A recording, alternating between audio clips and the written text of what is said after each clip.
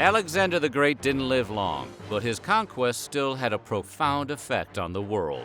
The empire he carved out wasn't built to last, and although the men who formed his inner circle were individuals of great ambition and talent, Alexander turned out to be an impossible act to follow.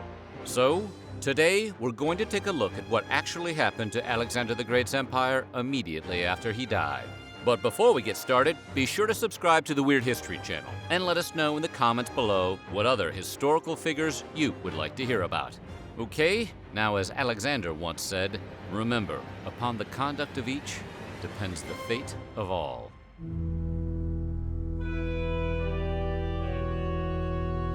Alexander the Great died on June 11th of the year 323 BCE.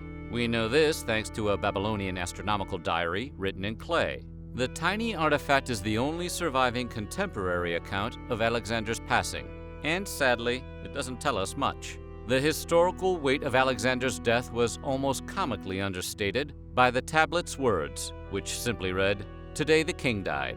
Clouds." It's good copy, it's precise, but just a little more detail next time maybe. While we might know the date of Alexander's death, we don't know the cause. Based on the historical record, there are several possibilities. The first is disease. Alexander's last difficult campaign in the Indus River Valley would have brought exposure to unfamiliar diseases, and he easily could have contracted any of them. Another possibility is that he simply may have never truly recovered from a grievous wound he received during the siege of Multan. It's also conceivable he succumbed to alcoholism. Alexander was always a heavy drinker, but he may have cranked things up a notch in the wake of the passing of dear friend and possible lover, Hephaestion. Another credible theory, one certainly widely believed at the time, was that Alexander had been poisoned by one of his enemies, and there were a lot to choose from. One leading suspect was the Macedonian noble Cassander, sent to Babylon by his father, Antipater, the Regent of Macedonia. Modern physicians have advanced a few other theories, but the continued absence of Alexander's remains means nobody can know for sure. When Alexander almost perished during his campaign in India, it raised the specter of a major succession crisis. Without a clearly identified second-in-command, the army's cohesion almost broke down entirely when rumors of Alexander's demise surfaced. None of his generals had enough sway over the rest of the army to take the reins of power, and things got dicey fast. Despite the sneak peek at what would happen if he died, Alexander didn't fix the problem, and when he passed away in Babylon, there was no obvious living successor. He had possibly fathered an illegitimate son, Heracles, with a Persian woman named Varsini, but the disputed parentage of the boy, along with his Persian blood, made him an unlikely successor. Similarly, although Alexander's wife, Roxana, carried his legitimate child, her Bactrian heritage would not be looked upon kindly by most Macedonians. That left Arrhidaeus, the living half-brother of Alexander, who wasn't mentally competent enough to rule. Alexander was evidently quite fond of his impaired brother, as he was left alive when Alexander took the throne and systematically eliminated all potential rivals. And indeed, some Macedonians thought his brother, despite his disabilities, should take the throne away. But if that happened, a regent would be necessary to oversee the administration of the empire. Among the generals, Alexander tried to treat them with equal favor, so none would bear him ill will or attain the influence to challenge his rule. As a mechanism for protecting his grip on power, it was quite effective. But it also sowed the seeds for disaster upon his demise. Since the generals were regarded as equals, none felt compelled to answer to the other. Perdiccas was considered the most senior of Alexander's bodyguards. He held the position of Chiliarchos, effectively the commander of the army, and had been handed Alexander's ring. In fact, it was Perdiccas who convened a meeting in Babylon to consider the matter of succession. The meeting started out cordially enough, but predictably, it descended into chaos when sharp disagreements arose over exactly who should succeed Alexander.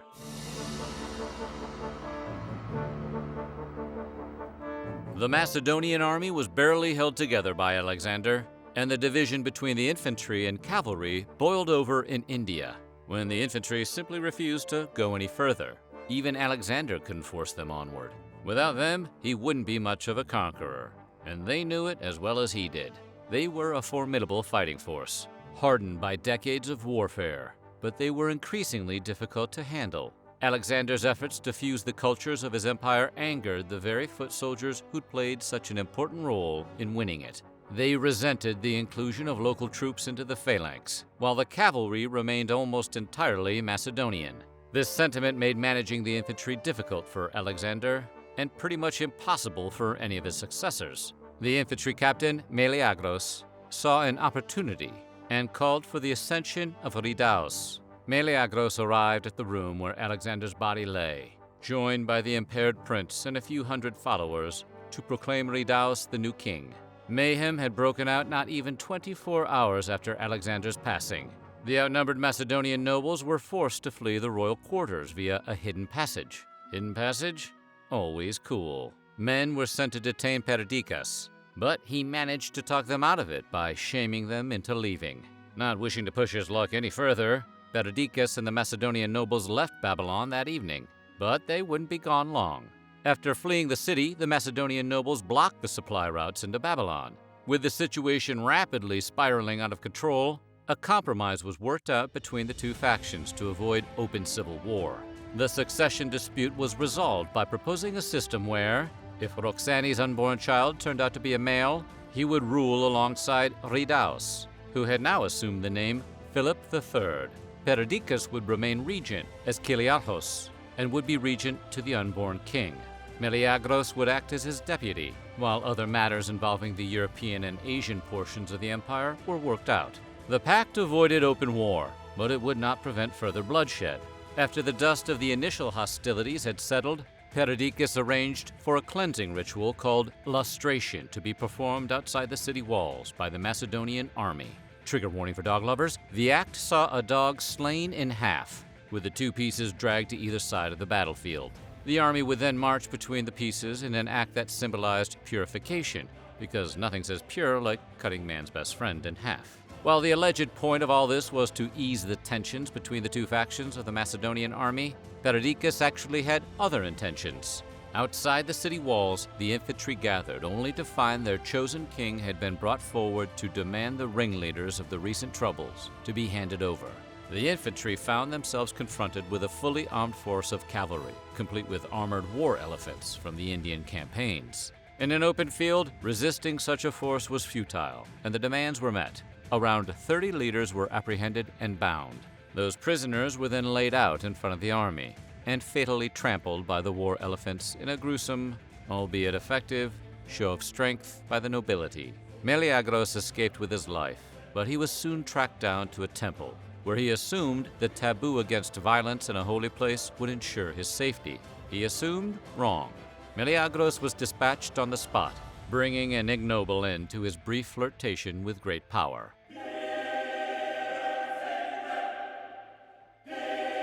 Roxana and Perdiccas were eager to cement their grip on power, but the threat of potential rivals being born to Alexander's two Persian wives still remained, so the pair arranged for their elimination. Stateira II was the daughter of Alexander's great enemy, Darius III, who was captured along with her mother after Alexander's victory at Issus. Stateira and Parysatis, daughter of another Persian ruler, married Alexander as part of the mass weddings at Susa. The whole thing was a half-assed attempt at cultural fusion, where Alexander and his men took Persian wives. All but one of the marriages ended in divorce after Alexander's passing. When rumors of Stateira's pregnancy reached Roxana, she was obviously less than thrilled. Working with Perdiccas, she forged a letter from Alexander summoning the princess and her sister to Babylon. The letter arrived before the Persian woman learned of Alexander's passing. When the women arrived, they were immediately killed, and the remains were unceremoniously cast down a well that was then buried by servants. Although Parysatis was not named in the historical accounts, it's likely she was either slain alongside Stateira or dispatched later. Roxana's ruthlessness was born of necessity. Her future was tied to her unborn child, and no rival could be allowed to live.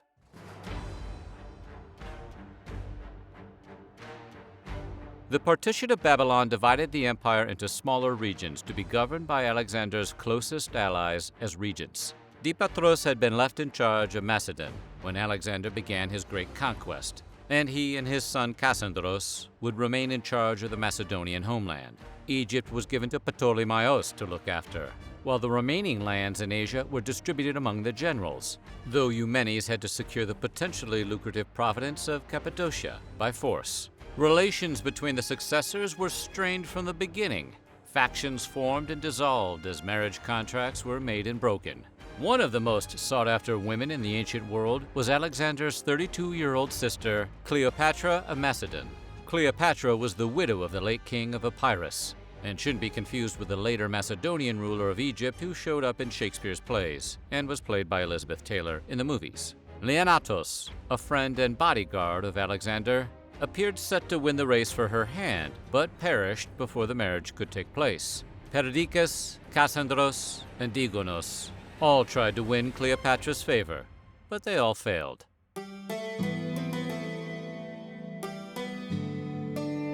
Ptolemy was one of Alexander's closest friends, but he had limited military experience, especially compared with the other members of Alexander's personal guard. However, what he lacked in battlefield prowess, he more than made up for with cunning and intellect. Widely regarded as the cleverest of the successors, Ptolemy would ultimately carve out a great empire in his own right in Egypt. Knowing the symbolic value of Alexander's body, Ptolemy schemed to have the king's corpse transported to Damascus for safekeeping.